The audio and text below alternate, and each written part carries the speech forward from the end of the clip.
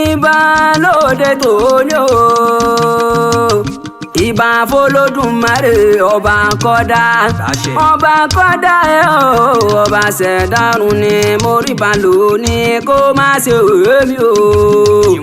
òjò ló ní mọ̀rọ̀ kẹ́kẹ́ bí omi o afẹ́fẹ́ ló ní mọ̀fẹ́ kangi oko lára bójúmọ́ bá ti ń mọ káráyé fìrè wá mi rí o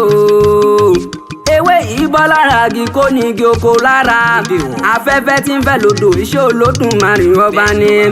ẹni ròkà lọ́wọ́ mo ní ẹ dákun ẹ máa fẹ́ lẹ́sẹ̀ kẹ má bá dá pẹ̀lú ní ọjà ń re fún mi láyọ̀ o Àyìnkẹ́ mo ní o mọ̀ fòyà ọmọ ní pẹ̀rí màmá odò kì í sàn títí kó mọ̀ lórísun ire èmi wálé dúpẹ́ o ò ní kọsẹ̀ nílé ayé bẹ́ẹ̀ ló ní fojú sunkún ọmọ ọjà ń re ni ayọ̀ kó wá o wálé ire kó wá o wálé o ìdùnnú ni kó jẹ́ ti ẹ lọ́jọ́ gbogbo Àyìnkẹ́ Àyìndé o aláṣẹ fún mi Àyìnkẹ́ Nigeria Limited bẹ́ẹ̀ fẹ́ kọ́lé olóríire ọ̀dọ̀ wọn ni ẹ lọ olùdarí FRL tí wọ́n ti ń pèlò orin tó lọ́gbọ́n nínú aláàánú ọ̀gọ̀rọ̀ èèyàn nílé ayé ni mò ń ké sí ọjà èrè ni òní ṣubú nílé ayé tó ń wá mo mọ rírì oore ni mo wálé wá dúpẹ́ òní tẹ́ bẹ́ẹ̀ ló ní tí orí rẹ̀ ò máa ní burú o ẹni bá ní ọmọ àdèlò òkúkú ní débá Àyìnkẹ́ Àyìndé o èèyàn kí wá wálé ayé kó mọ nílé bàbá ni ó yá Lárìgìdì Akoko tí ń ṣeré ọmọ bọ́lúdé ìwọ lọmọ kó àdìmúlà o ilé yín lákàrà tí ń gbé ọmọkùnrin lọ́jà Arigidi ọmọ òkìtì bọ̀rọ̀ ìwọ lọmọ àṣèrókò bíi ti ọ̀gẹ̀dẹ̀ ọmọ àwí kòkòkò lójú ọlọ́rọ̀ nílé mo ní bọ́lọ́rọ̀ ọba gbọ́ èmi ló kú bẹ́ẹ̀ ṣe ni ọjà rẹ ni ọmọ olómi méjì nílé ìkan mímú ọ̀kan àìmú ọmọ ẹlẹ́yìn kùlẹ̀ àjíṣe rere ọmọ ta lókùn nǹkan tà ń lọ́wọ́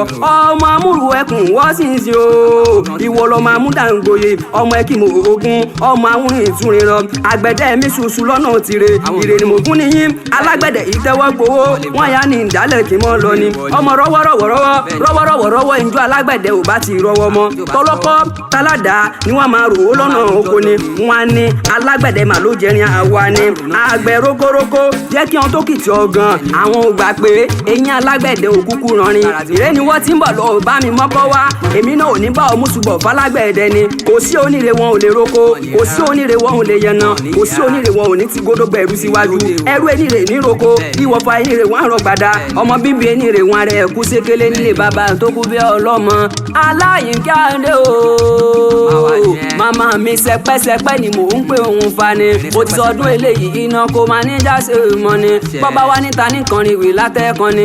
ọ̀làdì méjì lè rí kúkú jẹ́ o ọmọ arómìnira ọkọ ni wàsá ni wọ́n kó kí àwọn bàbá tó bẹ́ mi lọ́mọ ó ti sọdún eléyìí iná kó máa ní jáse mọ́ òdèrè àwòrán òdèrè àwòrán ẹ̀yin ọmọdé yẹ kúlù bóde Àyìnkẹ́ Àyìndé òdèrè àwòrán òdèrè àwòrán àyẹ̀ kúlù bóde jáde òdèrè àwòrán Àyìnkẹ́ Àyìndé wà ní sọ́dọ̀ mi lónìí Àyìnkẹ́ Àyìndé òdèrè àwòrán. Happy birthday to you, long life and prosperity.